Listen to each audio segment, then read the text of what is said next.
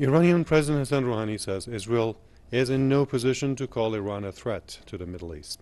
Speaking at a cabinet session, Rouhani said that Israel has caused chaos and destruction in the region over the past 70 years. Therefore, it has no right to portray Iran as threatening. He says Iran has never waged a war against any nation or nor occupied any country. Rouhani added that Iran does not boost its military might to invade a country, rather, its defense power is merely deterrent. The president stressed that Iran is a source of stability and security for the whole region. Now let's get some insight on that. Joining me now is David Yaghoubian, professor of history at the California State University. Good to have you with us, Professor. Iran's stance has been clear. Its record has been there with the international community.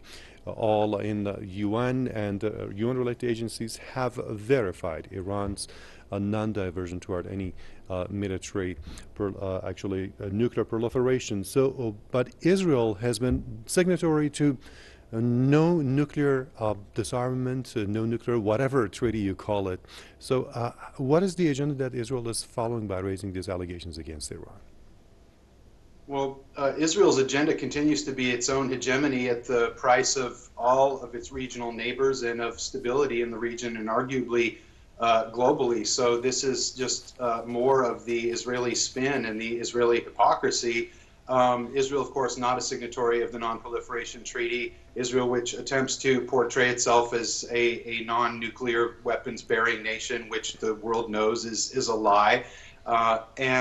Furthermore, if we just consider the historical track record, of course, it's been over 270 years since Iran can be considered to have attacked outside its borders, and even then it was within historical borders. And Israel, since its inception in 1948, has continually waged war against its neighbors, occupied the territory of the Palestinians, bombarded and killed the civilians of Gaza repeatedly, and is now currently engaged in the attempt to further destabilize and dismember Syria and potentially Lebanon purely for its own interests. It's remarkably hypocritical and just stunning that Israeli leaders themselves are proclaiming that Israel stands for stability when they're on record stating that they prefer Daesh and their al-Qaeda proxies over the legitimate government of Syria. And so I don't believe we should take what Benjamin Netanyahu says seriously. We should understand it as the